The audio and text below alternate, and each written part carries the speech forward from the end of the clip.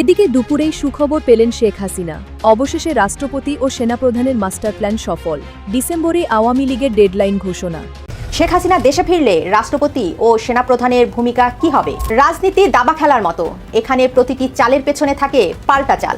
শেখ হাসিনা দেশে ফেরার ঘোষণা কেবলই একটি মনস্তাত্ত্বিক খেলা, নাকি এর পেছনে রাষ্ট্রপতি ও সেনাপ্রধানের কোনো অলিখিত সম্মতি রয়েছে?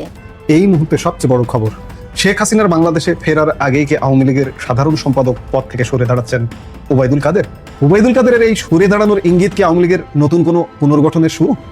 শেখ হাসিনার দেশে ফেরার ঘোষণার পর থেকে দলটির দেশের বাইরে থাকা, বিশেষ করে যেসব সাবেক সংসদ সদস্য ও মন্ত্রী এবং সিনিয়র লিডার ভারতের বাইরে আছেন, তারা ভারতে যাচ্ছেন। গত 5 দিনে এমন 23 জন নেতা ভারতে গিয়েছে। কূটনৈতিক একাধিক পর্যায়ে শেখ হাসিনার ফেরা এবং আওয়ামী লীগের কার্যক্রমের উপর নিষেধাজ্ঞা তুলে দেওয়ার বিষয়টি নিয়ে গত কয়েকদিনে আলোচনা হয়েছে, এমন ইঙ্গিত মিলেছে কূটনৈতিক সূত্রগুলো থেকে। শেখ হাসিনার ফেরার ঘোষণায় বিচলিত হয়ে পড়েছে তার বিরোধী পক্ষ।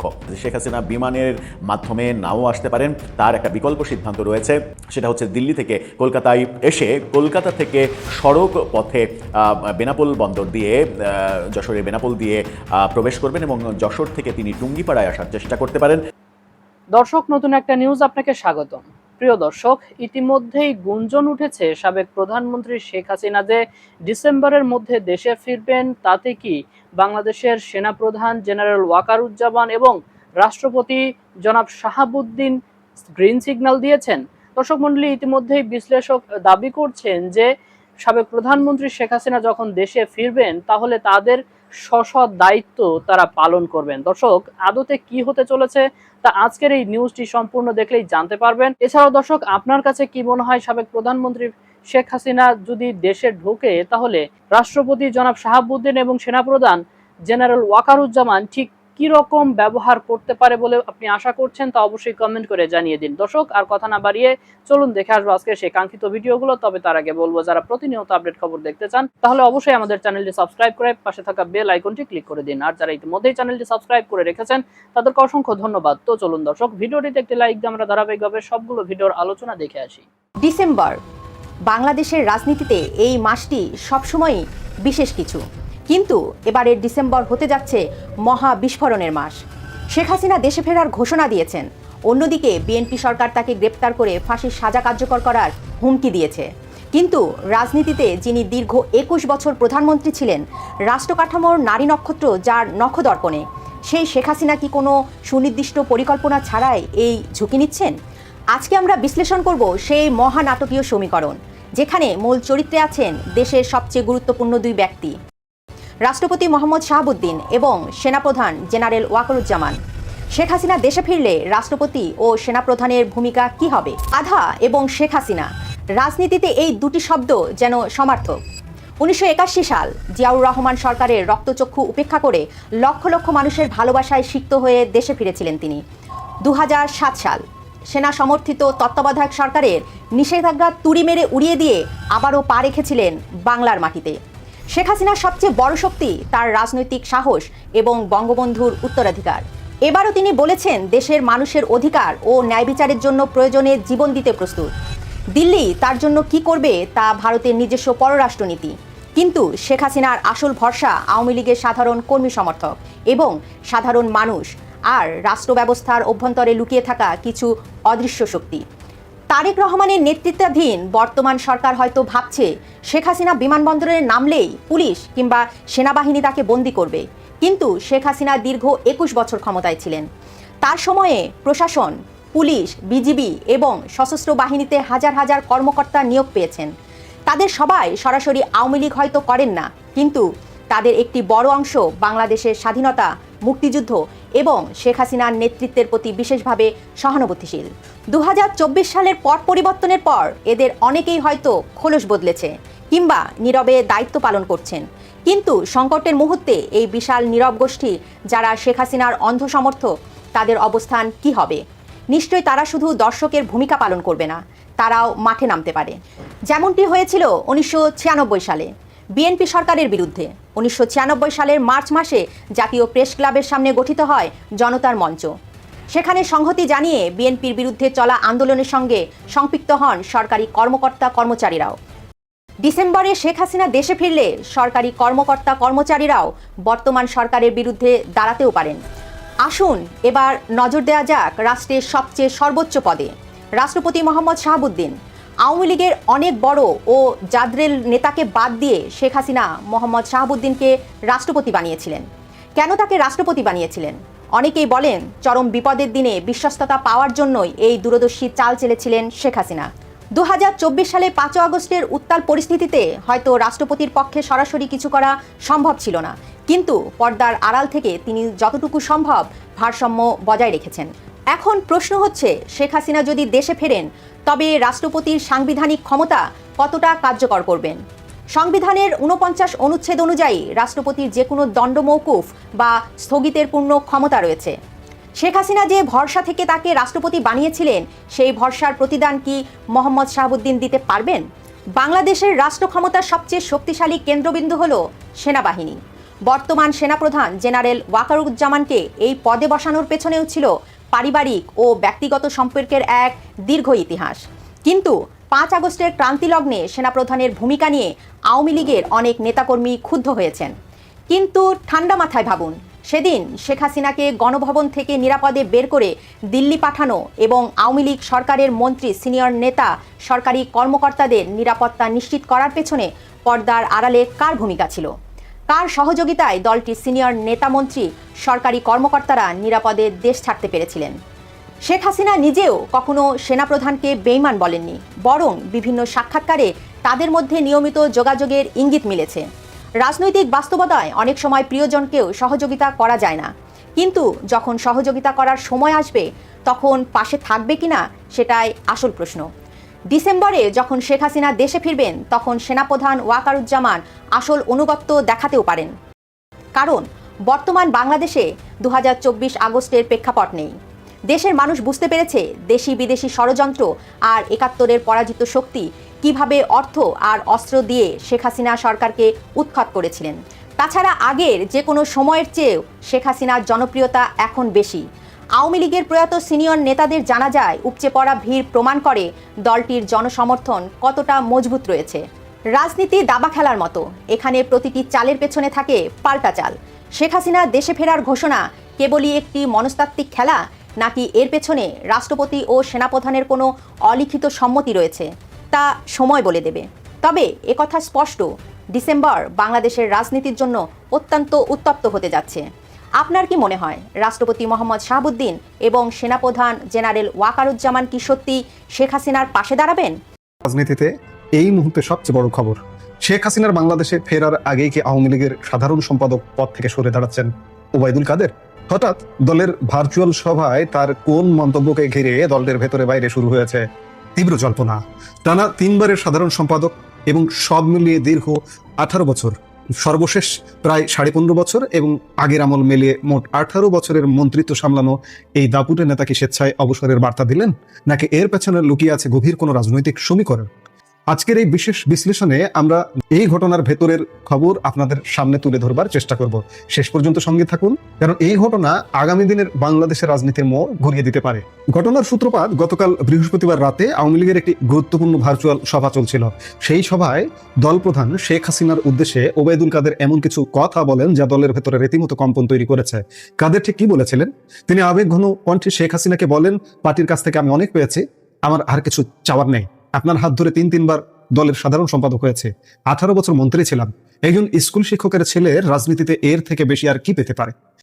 এখানেই শেষ নয়, এরপর তিনি শারীরিক অবস্থার কথা উল্লেখ করে বলেন, আপনি জানেন আমি শারীরিকভাবে খুব একটা সক্ষম নই, তারপরও আমার চেষ্টার কোনো ত্রুটি হবে না। একই সাথে তিনি দলের নেতাদের প্রতি ঐক্যবদ্ধ থাকার আহ্বান জানিয়ে বলেন, নিজেদের মধ্যে লড়াই না করে শত্রুদের বিরুদ্ধে লড়াই করতে হবে।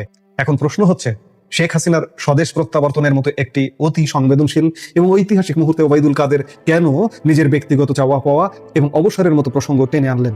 এই প্রশ্নটাই এখন আওয়ামী লীগের অন্দরে সবচেয়ে বড় আলোচনার বিষয়। বিশ্লেষণের আরো গভীরে যাওয়ার আগে আমরা একটু বুঝতে চাই যে গতকালের এই সভাটি কি নিয়েছিল। বৃহস্পতিবার রাতের এই বিশেষ সভাটি ডাকা হয়েছিল মূলত 16 জুলাইয়ের রাজনৈতিক তাৎপর্য স্মরণ করতে। আওয়ামী লীগ এই দিনটিকে শেখ হাসিনার কারাদিবস হিসেবে পালন করে আগে থেকেই। 2007 সালের এই দিনে তৎকালীন তত্ত্বাবধায়ক সরকার তখনকার বিরোধী দলীয় নেত্রী শেখ হাসিনাকে গ্রেপ্তার করেছিল। এর পাশাপাশি দিনটি গোপালগঞ্জ গণহত্যা দিবস হিসেবে পালিত হচ্ছে এবছর থেকে, কারণ গত বছর 2025 সালে গোপালগঞ্জের সেনাবাহিনীর অভিযানে আওয়ামী লীগের বেশ কিছু নেতা নিহত হয়েছিলেন। এই ঐতিহাসিক ও আবেগময় দিনে দলের শীর্ষ নেতা থেকে শুরু করে স্বয়ং শেখ হাসিনাও তার স্বদেশ প্রত্যাবর্তন নিয়ে কথা বলেন। শেখ হাসিনা ব্যাখ্যা করেন কেন তিনি দেশে ফিরে আদালতে আত্মসমর্পণের সিদ্ধান্ত নিয়েছেন। শুধু তাই নয়, তিনি একটি বড় নির্দেশ দিয়ে বলেন, শুধু শীর্ষ নেতারা নন, যেসব নেতাকর্মী ও সমর্থকের নামে মামলা রয়েছে তারা সবাই যেন একই দিনে নেত্রীর সাথে আদালতে আত্মসমর্পণ করেন। আর এই ঘোষণার পরে ওবায়দুল কাদের নেত্রীর এই সিদ্ধান্তকে দক্ষিণ এশিয়ার রাজনীতিতে একটি নজিরবিহীন ও সাহসী সিদ্ধান্ত বলে উল্লেখ করেন এবং দাবি করেন এই ঘোষণায় বর্তমান সরকারের খুঁটি নড়ে গেছে। কিন্তু শেখ হাসিনার এমন লড়াকু নির্দেশের বিপরীতে ওবায়দুল কাদেরের সুর কেন এতটা নরম বা বিদায় মনে হলো? এর পেছনে রয়েছে তার বর্তমান পরিস্থিতি। 2024-এর ষড়যন্ত্রের সরকার পতনের বেশ কয়েক মাস পর ওবায়দুল কাদের দেশ ত্যাগ করেন এবং বর্তমানে তিনি দেশের বাইরে অবস্থান করছেন। আমরা জানি ওবায়দুল কাদেরের আগেও বাইপাস সার্জারি হয়েছিল। আত্মগোপনে থাকার কারণে বেশ কয়েক মাস তার নিয়মিত চিকিৎসায় বড় ধরনের বিঘ্ন ঘটে। বর্তমানে তিনি তুলনামূলকভাবে সুস্থ থাকলেও তাকে ধারাবাহিক চিকিৎসার মধ্যে থাকতে হচ্ছে। শারীরিকভাবে তিনি বেশ দুর্বল, ফলে রাজনৈতিক মহলে সংশয় তৈরি হয়েছে শেখ হাসিনার ঘোষণা অনুযায়ী যেভাবে সবাইকে একসাথে দেশে ফিরে আদালতে আত্মসমর্পণ করতে বলা হয়েছে, শারীরিকভাবে অত্যন্ত দুর্বল ওবায়দুল কাদেরের পক্ষে কি আদৌ এই মুহূর্তে স্বদেশে ফেরা সম্ভব? আওয়ামী লীগের একাংশের নেতাদের ধারণা ওবায়দুল কাদের নিজের এই শারীরিক সীমাবদ্ধতা এবং রাজনৈতিক বাস্তবতা খুব ভালো করে বুঝতে পারছেন, আর সেই কারণেই তিনি শেখ হাসিনার দেশে ফেরার আগে সাধারণ সম্পাদকের পদ থেকে সম্মানজনকভাবে সরে যেতে চাইছেন। সবার ভেতর তিনি নিজেদের মধ্যে লড়াই না করার জন্য যে বার্তা দিয়েছেন তার উদ্দেশ্য হলো তার উত্তরসূরি বা পরবর্তী সাধারণ সম্পাদক বাছাইয়ের প্রক্রিয়াটি যেন কোনো রকম বিবাদ বা কুন্দল ছাড়াই সম্পন্ন হতে পারে। এর পেছনে আরো একটি বড় কারণ দেখছেন রাজনৈতিক বিশ্লেষকরা। দেশে ফেরার পর পরিস্থিতি যদি কিছুটা স্বাভাবিক হয়, তবে দল ও সরকারের উপর মানুষের কেন তীব্র ক্ষোভ তৈরি হয়েছিল 2024-এর শেষ মুহূর্তে, সেটি অনুসন্ধান শুরু হবে আওয়ামী লীগের ভেতরেই। 24-এর ষড়যন্ত্র কেন ঠেকানো গেল না, কোথায় ভুল ছিল, তা নিয়ে দলের ভেতরে জবাবদিহি তৈরি হবে। আর টানা 3বারের সাধারণ সম্পাদক হিসেবে ওবায়দুল কাদেরের ভূমিকা নিয়ে দলের ভেতরে ইতিমধ্যেই অনেকের মনে তীব্র প্রশ্ন ও অসন্তোষ রয়েছে। অনেকেই এই ব্যর্থতার দায় তার উপর চাপাচ্ছেন। সাধারণত নিয়ম অনুযায়ী আওয়ামী লীগের কাউন্সিল বৈঠকে এই দলের পদধারী বা সাধারণ সম্পাদক পরিবর্তনের সিদ্ধান্ত নেওয়া হয়। বর্তমান কমিটির মেয়াদ ইতিমধ্যে শেষ হয়ে গেছে। পরবর্তী পূর্ণাঙ্গ কমিটি গঠনের জন্য দ্রুত একটি কাউন্সিল বৈঠক হওয়া দরকার ছিল, কিন্তু বর্তমান সংকটময় ও প্রতিকূল পরিস্থিতিতে দেশে এমন কোনো বড় দলীয় বৈঠক ডাকার অবকাশ বা সুযোগই নেই। কারণ নেতারা দেশেই নেই, বেশিরভাগ শীর্ষ নেতা পৃথিবীর বিভিন্ন দেশে ছড়িয়ে ছিটিয়ে আছে। এই মুহূর্তে আওয়ামী লীগের ভার্চুয়াল বৈঠক করা ছাড়াও সবাই একযোগে বৈঠক করা সম্ভব হয় না সশরীরে। তবে দলের গঠনতন্ত্র অনুযায়ী একটি বিকল্প পথ খোলা রয়েছে। যদি কেউ স্বেচ্ছায় পদ থেকে সরে দাঁড়ান, তবে দলের সভানেত্রী অর্থাৎ শেখ হাসিনার একক ক্ষমতা রয়েছে নতুন কাউকে সেই পদে নিয়োগ দেওয়ার। এখন রাজনৈতিক মহলের সব নজর এই দিকেই। আগামী ডিসেম্বরের আগে ওবায়দুল কাদের যদি সত্যি সত্যি স্বেচ্ছায় সাধারণ সম্পাদকের পদ ছেড়ে দেন, তারপরে কি ঘটবে? যদি তিনি সরে দাঁড়ান, তবে কে হবেন আওয়ামী লীগের পরবর্তী সাধারণ সম্পাদক? দলের অন্দরের খবর অনুযায়ী এই বিষয়ে শেখ হাসিনার সিদ্ধান্তই চূড়ান্ত। তবে সিদ্ধান্ত নেওয়াটা শেখ হাসিনার জন্য মোটেও সহজ হবে না, কারণ আওয়ামী লীগ এক বিশাল দল এবং এখানে অসংখ্য যোগ্য নেতা। আর এ কারণেই ওবায়দুল কাদেরের উত্তরসূরি হতে এবং দলের এই গুরুত্বপূর্ণ পদটি লুফে নিতে ইতিমধ্যেই দলের ভেতরে কম করে হলেও 1 ডজনের বেশি শীর্ষ নেতা অপেক্ষার প্রহর গুনছেন। ওবায়দুল কাদেরের এই সরে দাঁড়ানোর ইঙ্গিত কি আওয়ামী লীগের নতুন কোনো পুনর্গঠনের শুরু, নাকি সংকটের মুখে নেতৃত্বের পেছুটান? এটিকে নেতৃত্বের পেছুটান বলা যাবে না। কারণটা হচ্ছে যে সাধারণ সম্পাদক ওবায়দুল কাদের আওয়ামী লীগের 77 বছরের ইতিহাসে নজিরবিহীনভাবে 3বার আওয়ামী লীগের সাধারণ সম্পাদক। আমার এই মুহূর্তে মনে পড়ছে না যে 77 বছরের ইতিহাসে 3বার কেউ সাধারণ সম্পাদক আছে কিনা। ইতিহাস দেখতে হবে, দেখে বলতে পারবো। এই মুহূর্তে মনে করতে পারছি না। সেই বিচারে ওবায়দুল কাদের নজিরবিহীনভাবে খুব সীমিত, যদি কি 2-1 থেকেও থাকেন, সেটাও সীমিত সৌভাগ্যবানদের একজন ওবায়দুল কাদের 3বার সাধারণ সম্পাদকের দায়িত্ব পালন করেছেন, যার কারণে তার আর নতুন করে 4র্থবার পাবার কোনো আশা নেই, সম্ভাবনাও নেই, যার দরুন তিনি পিছু হটতে চাইবেন। আর দ্বিতীয়ত হচ্ছে তার শারীরিক অবস্থা। তার শারীরিক অবস্থা ভালো নয়। স্বাভাবিকভাবে আগামী দিনের দলের যে আন্দোলন সংগ্রাম, যে লড়াই হবে, সেই লড়াইয়ে একজন স্ট্রেংথ সম্পন্ন সাধারণ সম্পাদকের প্রয়োজন হবে দলে অনিবার্যভাবে। আর তাই তো সাধারণ সম্পাদক পরিবর্তনের হাওয়া ইতিমধ্যেই গরম হতে শুরু করেছে এবং সেটি এমন হতে পারে যে আওয়ামী লীগ প্রধান শেখ হাসিনা যে আগামী ডিসেম্বরে তিনি ফিরে আসছেন, এখানে মনে হয় আর কোনো বাট বা ফুল স্টপ নেই। শেখ হাসিনা ডিসেম্বরে ফিরবেন যে কোনো ভাবে, এবং তার আগে হয়তো আওয়ামী লীগের সাধারণ সম্পাদক পদে পরিবর্তন আসছে। এবং কে আসছে, কে এই দায়িত্বে আসবেন? কারণ আমরা আগেই বললাম যে 1 ডজনের বেশি যোগ্য নেতা প্রত্যেকেই সাধারণ সম্পাদক হবার মতো যোগ্যতা রাখেন। তারা অপেক্ষার প্রহর গুনছেন। এখন সেটাই দেখার বিষয়। আমরা নিশ্চয়ই রাজনৈতিক পর্যবেক্ষক হিসেবে দেখব যে আওয়ামী লীগে বড় কি পরিবর্তন আসছে এবং নতুন সাধারণ সম্পাদক কে হচ্ছেন। তাই শেখ হাসিনার দেশে ফেরার পরিকল্পনা তার সমালোচকদের বিচলিত করেছে। কিভাবে বিচলিত করছে? উদ্বেগ স্পষ্টতই অনুভূত হচ্ছে। রয়টার্সকে দেওয়া শেখ হাসিনার সাম্প্রতিক সাক্ষাৎকারটি নিঃসন্দেহে বাংলাদেশের অনেকের মনে আতঙ্ক ছড়িয়ে দিয়েছে। এরকম শব্দ তিনি প্রয়োগ করছেন যে আতঙ্ক ছড়িয়ে দিয়েছে। 2024 এর আগস্টে শেখ হাসিনার পতন এবং ভারতে চলে যাওয়ার পর থেকে নানা ব্যাপার চলছে। সাবেক প্রধানমন্ত্রী দলীয় সহকর্মীদের সঙ্গে বাংলাদেশে ফিরে আসার সিদ্ধান্তটি শুধু ঢাকার বর্তমান ক্ষমতাধরদের আত্মতুষ্টির ওপরই উল্লেখযোগ্যভাবে আঘাত হানেনি, বরং মোহাম্মদ ইউনূসের অন্ধ অনুসারীদেরও বিচলিত করেছে, এভাবে তারা বলছেন। সহজ কথাই বলতে গেলে শেখ হাসিনার বক্তব্যের জবাবে কি প্রতিক্রিয়া জানাবে তা নিয়ে আওয়ামী লীগের বিরোধী পক্ষ দ্বিধান্বিত হয়ে পড়েছে, এমনটা মনে হচ্ছে তাদের। তারা বলছে যে এটা স্পষ্ট যে যখন তিনি রয়টার্সকে জানান যে তিনি ও তার দলের নেতারা ডিসেম্বরে বাংলাদেশে ফিরে এসে আদালতে আত্মসমর্পণ করবেন, তখন দেশের বর্তমান বিশৃঙ্খল রাজনৈতিক প্রক্রিয়ার সঙ্গে জড়িত ব্যক্তিরা হতবাক হয়ে যান। আর এরপরই তাদের মন্তব্য আসতে শুরু করে। আওয়ামী লীগ নেত্রী ঢাকায় ফিরলে কি হবে, এই রকম মন্তব্য শেখ হাসিনা বিরোধী যারা রয়েছে, এমনকি সরকারও, তাদের মধ্যে যে এক ধরনের উদ্বেগ আছে। আমি বিচলিত হয়ে পড়া ব্যাপার শব্দটা ব্যবহার করতে চাই না, তবে উদ্বেগ আছে, এটা অস্বীকার করার উপায় নেই যে উদ্বেগ আছে। সরকারের মধ্যে উদ্বেগ আছে যে শেখ হাসিনা ফিরলে যদি একটা বিশৃঙ্খল পরিবেশ তৈরি হয়, সেটাকে ট্যাকেল দেওয়া তো সরকারেরই দায়িত্ব। সেটা ট্যাকেল দিতে গিয়ে যদি একটা বাজে সিচুয়েশন তৈরি হয়, চাপটা সরকারের উপরে পড়বে। বিরোধী যারা রয়েছেন তাদের আসলে কিছু হবে না, তারা রাস্তাঘাটে লম্পছম্প করবে, এটাই স্বাভাবিক। তাদের দেশের কি অবস্থা হলো সেটাতে তাদের মনোযোগ থাকার কথা নয়, বরং দেশের অবস্থা বিশৃঙ্খল হলে তাদের পোয়াবারও অবস্থা হওয়ার কথা, সেখান থেকে তারা একটা বেনিফিট খোঁজার চেষ্টা করবেন। শেখ হাসিনা বিমানে যদি ফেরেন, এই প্রতিবেদনে যেটা বলা হচ্ছে যে বিমানে যদি ফেরেন তাহলে কি হবে? বিমান তার ফেরা, তার সঙ্গে রাজনীতিবিদদের ফেরা, এবং সেই উপলক্ষে যদি লক্ষ লক্ষ মানুষ বিমানবন্দরে জড়ো হয়ে পড়ে, তাহলে সেটাকে কিভাবে ট্যাকেল দিবে সরকার? সেই ব্যাপারে এখানে বলা হচ্ছে যে আগে থেকেই যেটা করা হতে পারে সেটা হচ্ছে যে ওই অঞ্চলে একটা নিষেধাজ্ঞা জারি করা হতে পারে, সমস্ত গাড়ি ঘোড়া বন্ধ করে দেওয়া হতে পারে ঢাকার, যেন লোকজন আসতে না পারে। তার আসার আগের দিন এরকম সারা দেশের সঙ্গে গাড়ি যোগাযোগ বন্ধ হয়ে যেতে পারে। টেকনিক্যালি মোটরযান শ্রমিকদের এক ধরনের ধর্মঘটের আয়োজন হতে পারে, যে তারা ধর্মঘট করলো, গাড়ি চালাবে না, যেন সরকারের উপরে দায়টা না আসে, সরকার গাড়ি বন্ধ করে দিয়েছে এরকম দায় যেন না আসে। আরেকটা ব্যাপার যেটা হতে পারে সেটা হচ্ছে পুরো বিমানবন্দর এলাকা কয়েক কিলোমিটার জুড়ে এই এলাকাটা সিলগালা করে দেওয়া হতে পারে। আইন শৃঙ্খলা রক্ষাকারী বাহিনী দিয়ে কোনো গাড়ি ঘোড়া, কোনো মানুষ কেউ ঢুকবে না, শুধুমাত্র আইন শৃঙ্খলা রক্ষাকারী বাহিনীর সদস্যরা ছাড়া। এরপরে শেখ হাসিনা ফিরলে বিমানবন্দরে তাকে গ্রেপ্তার করে সরাসরি আদালতের মাধ্যমে কারাগারে নেওয়া হবে, এরকম বক্তব্য দেওয়া হচ্ছে। কিন্তু এখানে একটা বিকল্প কথাও বলা হয়েছে যে শেখ হাসিনা বিমানের মাধ্যমে নাও আসতে পারেন, তার একটা বিকল্প সিদ্ধান্ত রয়েছে।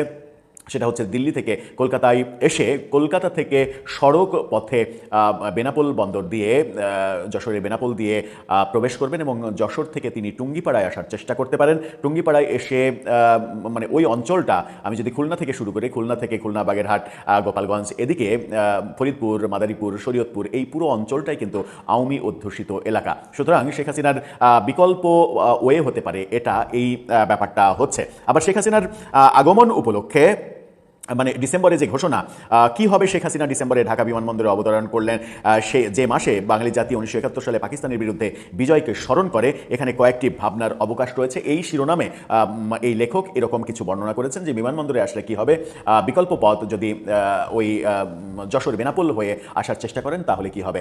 এবং তিনি বলছেন যে যদি বেনাপোল দিয়ে আসার চেষ্টা করেন, স্থলবন্দর দিয়ে আসার চেষ্টা করেন, তাহলে ভারত থেকে বাংলাদেশ পর্যন্ত আওয়ামী লীগের সমর্থকরা তাকে ঘিরে এক ধরনের জটলা তৈরি করতে পারে, এবং সেই জটলা ভাঙা আইন শৃঙ্খলা রক্ষাকারী বাহিনীর জন্য অনেক বেশি কঠিন হয়ে পড়তে পারে।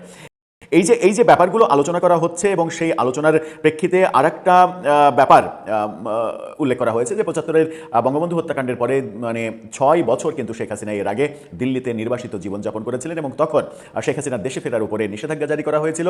এবং পরবর্তীতে আমরা 2007 111 সরকারের সময়ও শেখ হাসিনা যখন বাইরে ছিলেন তখন তার দেশে ফেরার উপরে নিষেধাজ্ঞা জারি করা হয়েছিল। দুইটা সময়ই পরবর্তীতে তার নিষেধাজ্ঞা তুলে নেওয়া হয়েছিল, কিংবা সরকার নিষেধাজ্ঞা তুলে নিতে বাধ্য হয়েছিল, যদিও বিএনপি দাবি করে যে 81 সালে সাবেক রাষ্ট্রপতি জিয়াউর রহমানের কল্যাণেই শেখ হাসিনা দেশে ফেরার সুযোগ পেয়েছিলেন। অর্থাৎ এর আগে তিনি দুইবার দেশে ফেরার পথে বাধার সম্মুখীন হয়েছিলেন এবং দুইবারই তিনি ফিরেছিলেন। এটা হবে তার তৃতীয় চেষ্টা সফল হবে কিনা সেটা একটা বড় ব্যাপার। এবং মানে তৃতীয় চেষ্টা যখন তিনি করতে যাচ্ছেন তখন কিন্তু আলোচনায় আসছে সেটা হচ্ছে তার নিরাপত্তা ইস্যু। এবং সেই ক্ষেত্রে উদাহরণ হিসেবে ফিলিপিন এবং পাকিস্তানের উদাহরণ দেওয়া হচ্ছে। ফিলিপাইনের রাষ্ট্রপতি ফার্ডিনান্দ মার্কোসের এক অনমনীয় বিরোধী বেনিনো অ্যাকিউনো 1983 সালে নির্বাসন থেকে দেশে ফিরে আসেন, কিন্তু বিমান থেকে নামার কয়েক সেকেন্ডের মধ্যেই বিমানবন্দরের টার্মেকে তাকে গুলি করে ভূপাতিত করা হয়েছিল। এরপরে আমরা 2007 সালের অক্টোবরে দুবাইয়ের নির্বাসন শেষে বেনজির ভুট্টো করাচিতে ফেরার সময় বিমানবন্দর থেকে বাড়ি ফেরার পথে সংগঠিত সহিংসতায় তার বহু অনুসারী নিহত হয়। 2 মাসের মাথায় রাওয়ালপিন্ডিতে বেনজিরকে কিন্তু মেরে ফেলা হয়। এই ঘটনাগুলো আমরা দেখেছি। সেইটাকে উল্লেখ করেও এই লেখক বলছেন যে শেখ হাসিনার দেশে ফেরার ক্ষেত্রে সবথেকে বড় শঙ্কার ব্যাপার হচ্ছে তার নিরাপত্তা। বিমানবন্দরে প্রকাশ্যে বেরোনোর পরে তাকে যে টার্গেট করা হবে না তার গ্যারেন্টি কোথায়, কিংবা যাত্রাপথে তাকে যে টার্গেট করা হবে না বিমানবন্দর টু কারাগার, এই পথে যে তাকে টার্গেট করা হবে না তার গ্যারেন্টি দেওয়াটা খুব মুশকিল। এটা একটা উদ্বেগের বিষয়। আওয়ামী লীগের নেতাকর্মীদের জন্য এটা যেমন উদ্বেগের ব্যাপার, সরকারের জন্য এটা বড় উদ্বেগের ব্যাপার যে এরকম অনাকাঙ্ক্ষিত প্রয়াস যদি কেউ করে, যেটা আমরা জুলাই আন্দোলনের সময় স্নাইপারদের আধিপত্যের কথা শুনেছিলাম এবং তৎকালীন দুইজন উপদেষ্টা ব্রিগেডিয়ার সাখাওয়াত এবং আসিফ নজরুল তারা কিন্তু এই স্নাইপার বাহিনীর কথা স্বীকার করেছেন এবং তাদেরকেও যে সাবধান করা হয়েছিল ফোন দিয়ে, সেই কথা তারা প্রকাশ্যে দায়িত্ব শেষ করার পরে বলেছিলেন। সুতরাং এই যে টার্গেটটা হতেই পারে, কারণ এরকম উদাহরণ পৃথিবীতে রয়েছে। দর্শক, আমি আশা করছি সবগুলো ভিডিওই আপনি মনোযোগ সহকারে দেখেছেন। সেই সাথে দর্শক, এই ভিডিওগুলো সম্পর্কিত যদি কোনো তথ্য বা মতামত থাকে তাহলে তো অবশ্যই কমেন্ট করে জানিয়ে দিন। এতক্ষণ সাথে থাকার জন্য ধন্যবাদ। নিউজটি শেষ করছে এখানেই, ফিরছে আগামী ভিডিওতে নতুন কোনো টপিক নিয়ে। আল্লাহ হাফেজ।